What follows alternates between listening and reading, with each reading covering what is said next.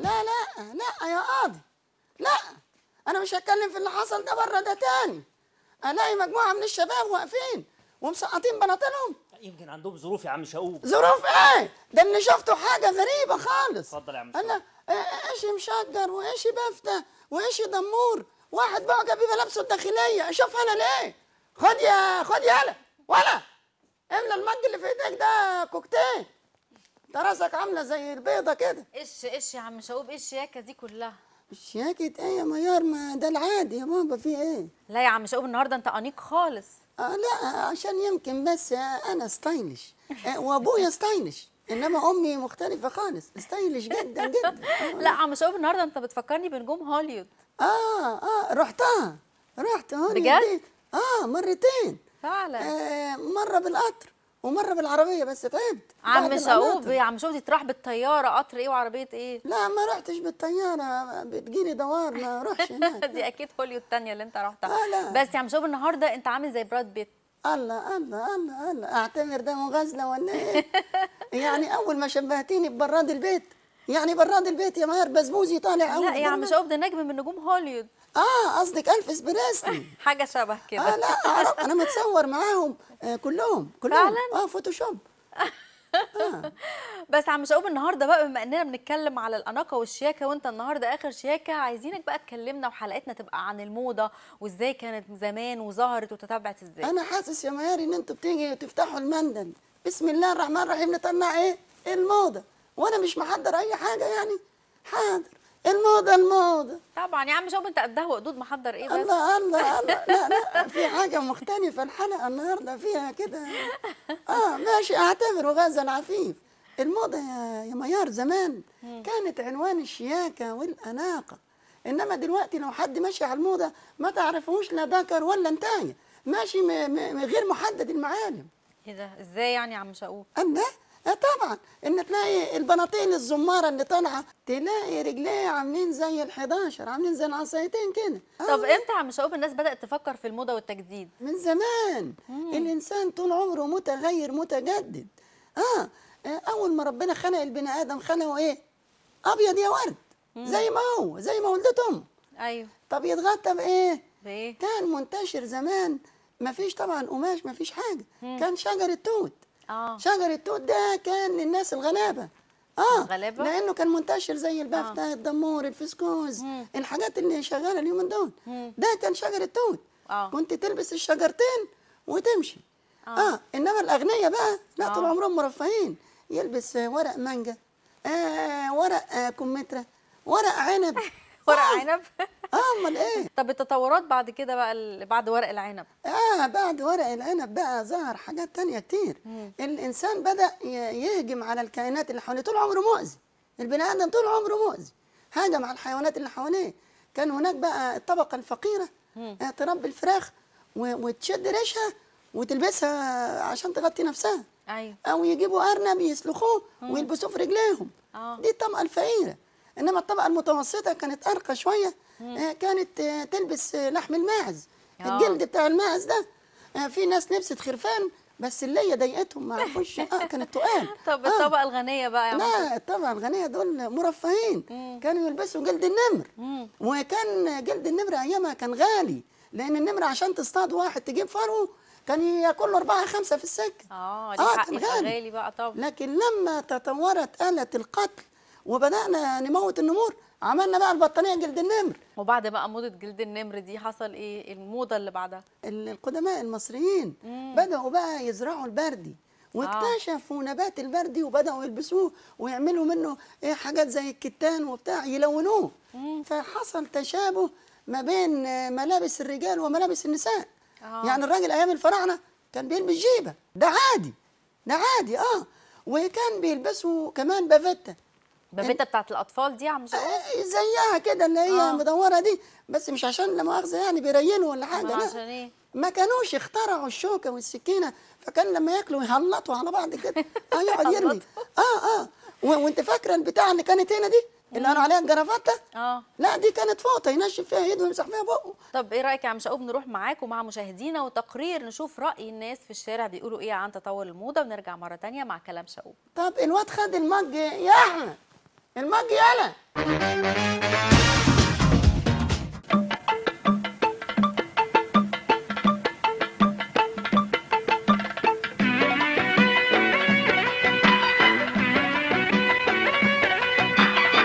انت بتمشي على الموضه ولا لا؟ اه اكيد بمشي على الموضه. طبعا بمشي على الموضه.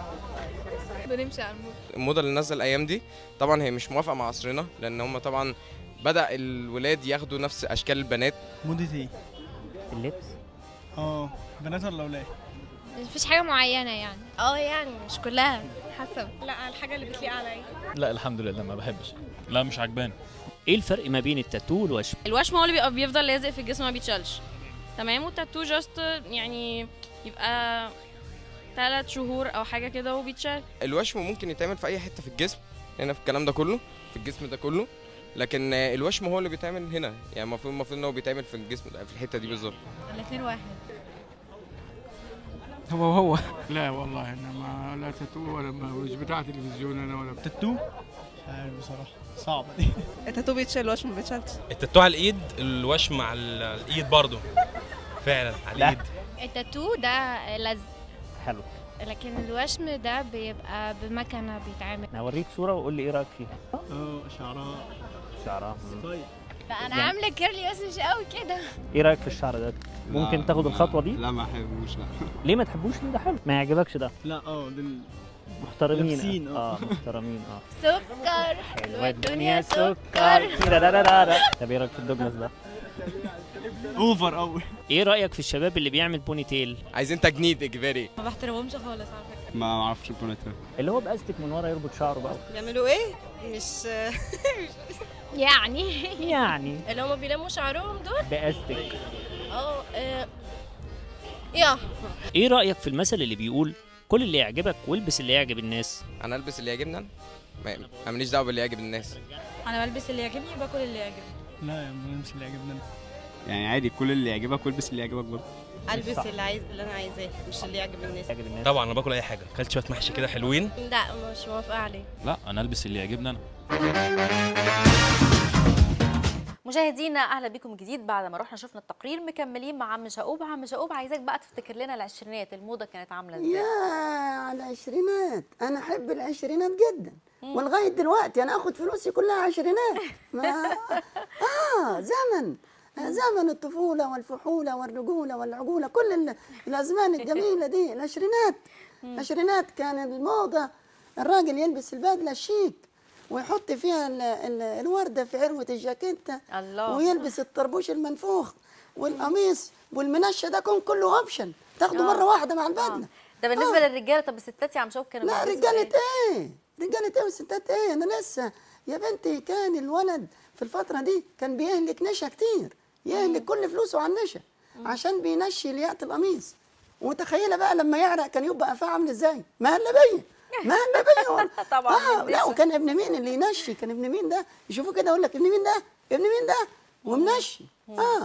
والستات بقى يا عم شقوب؟ لا الستات في الفتره دي ميار كانوا بيلبسوا تلاقي البيشه. البيشه دي حاجه بتنزل على الوش كده، وكان فيها خرزه دهب دايما كده، كان لها قيمه يعني تداري وش الست ما تتشافش. وكان اسمهم بقى مش الستات، كان اسمهم الحريم. وكان لهم حراملك. الحراملك ده يقعدوا فيه ما يطلعوش لغايه لما يموتوا، تخش بيت جوزها الحراملك ترجع على طول الى متواها الاخير على طول. وكان بقى في الملايه اللف. عيني في الملايه اللف. سندتك بالايه حنيه. مفيش قطه النهارده هتعدي ولا ايه في اليوم الطويل ده؟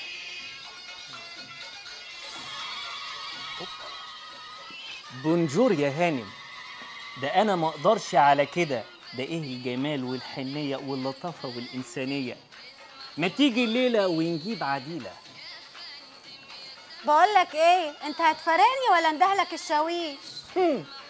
ولا كمصطبل الدنيا كله يقدر يحوشني عنك يا قطه. ما تيجي موصلك قبل ما ذئب من الذئاب البشريه يتطاول عليكي. روح يا شيخ تيجي لك رصاصه في عينك يا بعيد. اي رصاصه قلب حبك جت في عيني. انت ماشي ورايا من بدري، ما وراكش غيري ولا ايه؟ والله لو كنت لقيت ما كنتيش لقيتيني. لا شكلك كده عاوزنا ندهلك الشاويش. يا شاويش ابقي قابلين لو حد عبرك في المنطقه. مين هنا؟ يا عبد ربه، هو راح فين؟ حاكم. كانت فتره حلوه يا عم شقوق، بس البيشه دي امتى استغنينا عنها؟ استغنينا عنها لما رفعنا برقع الحياه يا ميار. في بعض الناس رفعت برقع الحياه، ما ينفعش. البيشه دي كانت ميدانيه بلاوي، ايش حلوه وايش سمره وايش بيضه وايش خضرا، مش عايزين نشوف يا عم. انما دلوقتي طالعين علينا كده بوشهم. عم شقوق الموضه في السبعينات كان شكلها ازاي؟ يا على السبعينات فتره رائعه. اكلمك على ايه ولا ايه؟ لو كلمتك على الشعر الطويل يا ميار والسالف اللي يبقى نازل على الودنين، وتلاقي كان ايامها ما فيش جل. كان يسرحوا ازاي؟ يجيب الصابونه بتاعت الغسيل، يرغي راسه ويسيبه يروح لامم شعره على جنب بالصابون ويسيبه ينشف. يا كنت تخش الاتوبيس بقى وكل واحد ومقدرته، صابونه زفاره ماشي، صابونه بريحه ماشي، صابون غسيل ماشي. كنت تخش الاتوبيس كانك في محل منظفات، روايح روايح. والله لغايه لما ظهر الفازلين.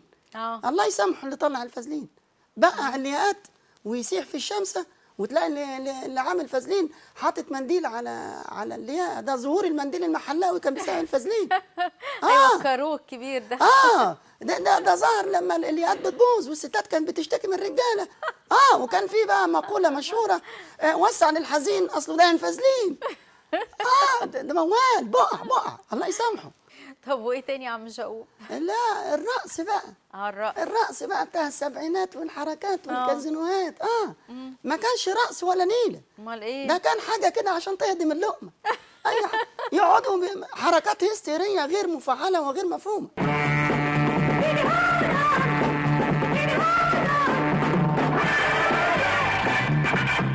بعده بقى كان اللبس بقى. والالوان بقى المزرقشه والملونه، حاجه تفرح اكنك في شم النسيم. ده غير بقى الحمالات. ايوه الحمالات. الحمالات دي بقى قعدت معانا من الموضه لغايه دلوقتي. وتلاقي الواحد فيهم ما بيحطش حزام يلبس حمالات، ويقولوا عليه ايه؟ ابو حمالات. ما كانش في معاكسات يا عم شقوق؟ زمان المعاكسات كانت لطيفه، فيها لطف وفيها هبل. كان في تلاقي واحد زي اللطزانه وفلق كده وهبل بيعاكس عبط. ايه الحلاوه دي؟ طعم.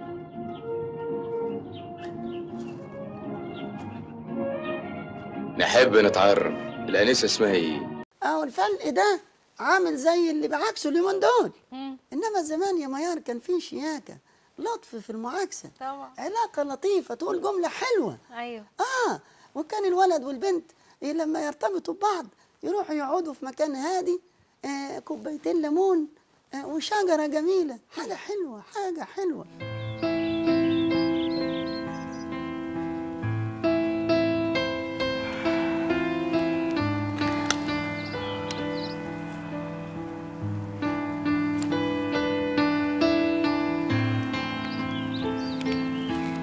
نادية يا روحي، كنت عايز اسالك سؤال مصيري.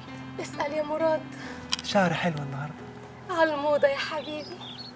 على فكره يا روحي، انا مستني عمي يجي من البرازيل عشان يتقدم لك يا روحي. انا شبعت من الكلام ده. ارجوك يا مراد ما تحطمش حياتي وتكسر قلبي. شعور انك بتضحك على قلبي مخليني ما صدقكش. صدقنيش انا؟ ازاي يا نادية؟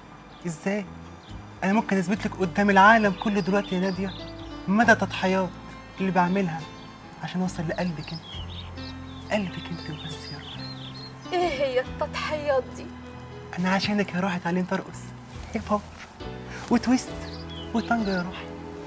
الله يا مراد الله، بقيت على الموضة. انت تجنن. كل ده عشان حبنا يعيش، كل ده عشان احبك، اعبدك، اموت في هواك.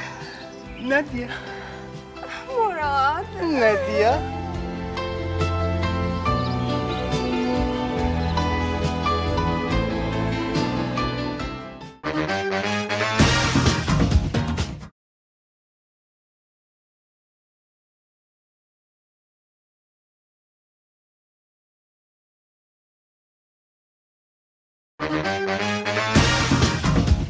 احنا دلوقتي معانا فيديو مجمع لمجموعه من عرضات الازياء، هنروح نشوفه ونرجع تاني. الله، احب انا الازياء والعرضات. The show is about to start. Places. The show is about to start. You have to show a look, have a look, or give a look. Faces. Beautiful. ما شاء الله ما شاء الله، متمكنين وبيقعوا صح. يعملوا ايه يا عم شقوق؟ كله بالكعب العالي. وبعدين يا ميار دول مسلوعين قوي، الواحده كحه في بحه، ايه ده؟ ما هو لازم كده مع عرضات الازياء كده. ده الايديال، ما ينفعش معانا ده يا ماما. انا معايا الفيديو يا احمد، انا معايا فيديو ينفع في احيائنا الراقيه، كعبيش، فيصل، طوابق، الناس اللي هم تلاقي حاجه تشوف فيه. شغل لي الفيديو بتاع سيدتنا الجميله يا احمد.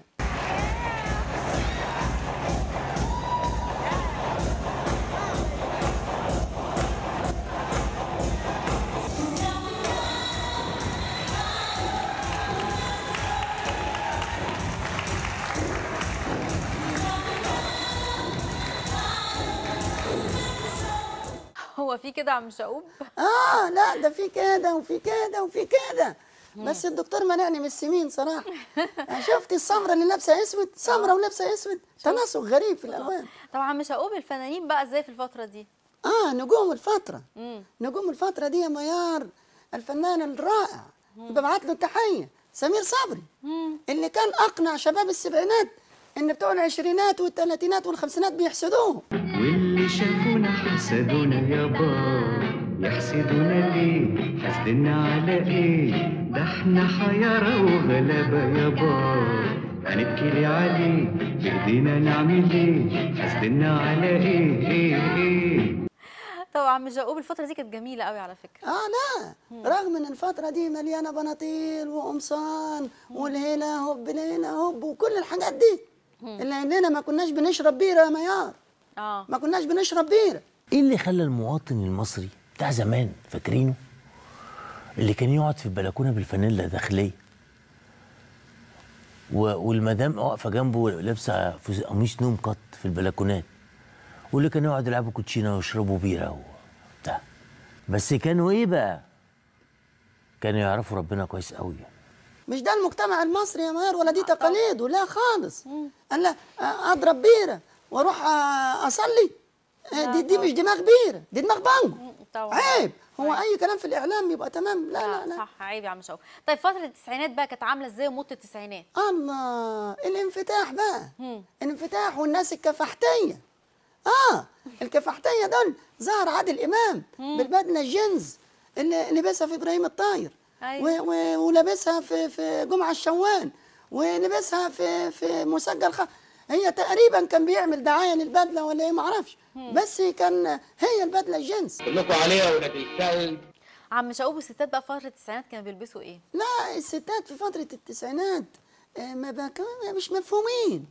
لابسه تيير كده ما تعرفيش ده بدله ولا جلابيه. في الفتره دي بقى من اللبس ظهرت فتره العنوسه، الراجل ما بقاش عارف يشوف الست من انهي حته، ايه ملامحها، ما حاجه على بعضها كده. العارضه زيزي بتقدم لنا موديل رجل الفضاء، رجل المطافي. زيزي بتقدم موديل رجل المطافي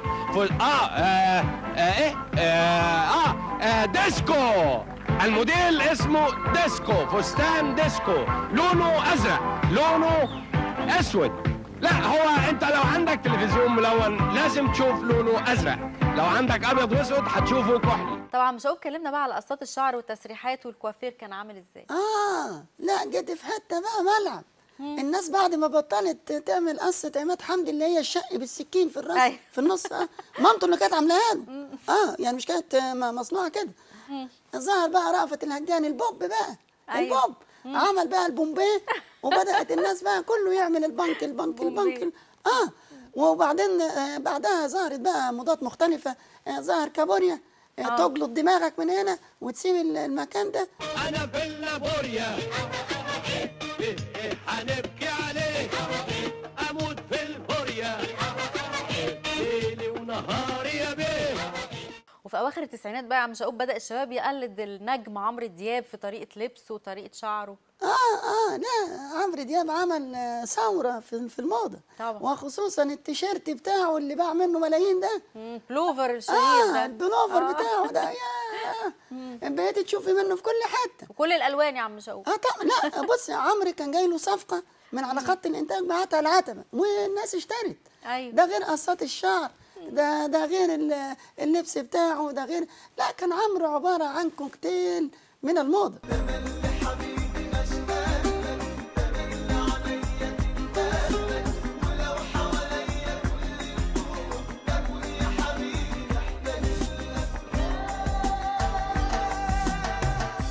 طبعا مش هي الموضه كانت مقتصره على المدن بس ولا كانت في المدن الساحليه كمان؟ لا طبعا، ولاد بحري اوعي، لا ده في ولاد بحري كانت الموضه بتجري ورا الموضه، عايزه تطلع. في ناس قبلت انها تتطور وتسيب البنطلون المنفاخ وتكمل معاه، وفي ناس تانية ما قبلتش. بحب اتنين سوا. شوف يا عربي، من الاخر كده احنا مش مناسبين لبعضين. انا بصراحه طول عمري بحلم بشاب على فرانكا وعلى الموضه. يا بنت حاسبي شويه، يخرب بيتك، اذا تحدثت عن الموضه تحدثي عن ابو العربي. يا بنت ده انا ابو العربي، ده انا بيع الدنيا كلها واشتريك يا هبله. شوف بتتكلم ازاي، انا حتى ما بحبش اللهجه دي بصراحه كده، انت مش ستايلي خالص. اسم الله عليك يا اختها بنت الريس رجب، ده انت ممكن تبع المركب يا بنت عشان يشتري مقدام، ولا جدك الله يرحمه، جدك يا بنت مات في الغربه عشان ما عرفش يقول كلمه ووتر بين قوسين يعني ميه. انت بتعايرني باهلي يا ولا؟ امال ايه؟ عامل لك ايه؟ ما انت اللي عامله لي فيها حته هريسه واحنا جايين نتلزقوا فيكي. اصحي وفوق يا ماما، شوف انت بتكلمي مين، ارجع لطبعك وعوايدك، ده انت حبيبي وانا رايدك. شوف يا عربي، انا كنت بختبرك وانت طلعت غبي وحمار. ايوه انا غبي يا بنت وحمار ومخطط كمان يا بنت، ده انا مشتريكي يا بنت، ده انا رايدك يا هبله يا جاموسه. ولو يا عربي والله لا خلى ابويا يزود المهر. شفت بقى؟ انت تأمريني انت وابوك، اؤمري كده وشوف انا هنعمل ايه، ده نجيب عليها وطيه. صحيح يا ولا؟ امال ايه؟ طيب بقول لك ايه؟ قولي. انا عايزاك تقلع البورنيطه دي وتعمل قصه حسن الشافعي في قرب ايدون. حسن مين والشافعي مين اللي طالعين في الدور؟ ده احنا بتوع الفوسفور. طبعا مش هقول، احنا معانا الفقره اللي جايه هنستقبل عم سعيد الحلاق، هنروح لفاصل نرجع مره تانية نواصل مع عم سعيد الحلاق وعم شقوق. ايه ده معرفتك مزين، جايبه مزين. ايوه يخرب بيوتكم. مشاهدينا اهلا بيكم من جديد. دلوقتي اسمحوا لنا ان احنا نرحب بضيفنا وضيفكم اللي منورنا في الاستوديو عم سعيد. اهلا بيك يا عم سعيد. اهلا بيك يا استاذه ميار، واهلا بالساده المشاهدين، واهلا بيك يا حاج شقوق. حاج ده حلاق فعلا يا ميار. ما هو حلاق يا عم شقوق، امال هو ايه؟ لا في شيء من التلامه والبرود. لا فعلا انت هتدفع علينا ولا ايه؟ اللي تطف ايه؟ احكي لك اني اصلا دايما يا حاج شقوق يعني بحس ان في شعر في بقي. شعر في بقك؟ انت بتحلق بالمقص ولا تحلق باسنانك؟ طبعا عم سعيد احكي لنا بقى اتعلمت الحلاقه امتى؟ حاضر يا ستي. شوفي يا ستي، انا كنت بنلعب خط وسط مهاجم زي ابو تريكه كده يعني. وبعدين فشلت. طب احكي لنا بقى على قصه فشلك. ايه يا ميار انت ايه؟ واي خلط في اي هارت ولا ايه؟ اللي بقول لك فشلت يعني فشلت. دي تقول له ايه؟ انت بتحبط الناس اللي ناجحه، جايبه لنا واحد فاشل نسمع قصه فشله. احكي يا حبيبي، احكي فشلك. انا يا ست ميار كنت عدم المؤاخذه كده، كنت اقف في سنتر الملعب كده واشوط الكوره بمشط رجلي هوبا في المقص، ايه تخبط في العارضه فادت الى الفشل. لا ده بقول لك شاط الكوره بمشط رجله ضربت في المقص، ده بيلعبش كوره، ده بيلعب في العد. طب احنا دلوقتي معانا مجموعه من الاتصالات التليفونيه، ومعانا اول اتصال من واحد من زباينك يا عم سعيد، الحاج صبحي. مساء الخير يا حاج صبحي. مساء النور يا ست الكل. ايه يا حاج صبحي وحلق لك لسانك، مالك؟ انا بستأذنكم ان انتوا تدوني سعيد اكلمه. اهو معاك، اتفضل. انت بتكلمنا منين يا حاج صبحي؟ انت مزنوق ليه كده؟ بكلمك من سنتيميت. سنتيميت دي حلوه، زباينك سنتيميت. ازيك يا صبحي؟ ازيك يا سعيد يا تلم، انا هموت يا ناس. قال لك يا تلم. يا صبحي انت مش كنت عندي في المحل من 3 ايام ومششور لك شعرك ومظبطك وعامله لك صبايكي؟ ما انت قلت لي علشان شعرك يفضل حلو كده ما تقربش للميه خالص، وانا بصراحه ما عدتش قادر، هموت من العطش يا تلم. اني تلم يا صبحي؟ الله يحفظك. انت قلت للراجل ما تقربش بالميه. الراجل هيموت من العطش. هنعمل له ايه يا تلم؟ ومعانا دلوقتي اتصال تاني من البحرين من الشيخ كنعان. مساء الخير. البحرين؟ ايوه امال ايه؟ صيتك ضرب في البحرين. ضرب خالص. الشيخ كنعان عندك حاجة؟ ما عندش عندي أي حاجة. أمال متصل ليه يا تلم؟ اتفضل يا شيخ كنعان. والله انا زعلان ومستاء من عم سعيد. ليه بس يا شيخ كنعان؟ ده أنا حبيبك. إيه اللي حصل؟ المهبب ده عمل إيه؟ ولا حاجة. كيف وتسوي في هذا؟ أنت بتسوي كمان؟ أنت شغال في فرن. بص يا عم شقوب أنا هنقول لك على الصراحة. استنى الراجل يتكلم، ده راجل بيتكلم. اتفضل يا كنعان. خلاني اقرع واصلع ما في ولا شعره. إيه يا كنعان الكلام؟ أنت بتدعي غلط. اقرع واصلع. طب الصلع ده بتاع ربنا. يا عم شقوب القرع ده إيه؟ أنت يا عم شقوب أنا هنقول لك على حاجة. الراجل ده هو بيضحك عليك لأن هو أساسا أصلع. أقول لك على حاجة بقى. الراجل ده هو قاعد عندي على الكرسي قاعد يقول لي والله ما قصرت وانا اقصر، والله ما قصرت وانا اقصر، والله ما قصرت، لحد ما بقى بالمنظر دي. المنظر ايه؟ لما ما بتفهمش لغات بتشتغل حلاق ليه؟ بتبوظ علاقتنا بالاجانب ليه يا تلم؟ يا تلم دي سياسي يا فاشل. انا فاشل. الراجل بيقول لك والله ما قصرت، يعني الله يبارك لك، دي لغتهم هناك، قمت تصلع له صلعت له حاله يا حبيبي. والله قصرت والله قصرت. يا راجل روح انت كمان، وده حد يقعد تحت ايديه يا راجل؟ اهدى يا عم شقوب اهدي اهدي. ده ناموس ده ولا ايه؟ استنى بس. لا مش عايزه اهدي. يا اخوانا انتوا جايبين الواد ده منين؟ طب بس ثواني يا ميار. اهدى انت بقى، انت ده عايز اعمل لك حاجه؟ لا لا لا عم شقوب. لا ما تقومش والنبي سعيد والنبي يا عم شقوب. يا تلم عم شقوب عايزها عم شقوب.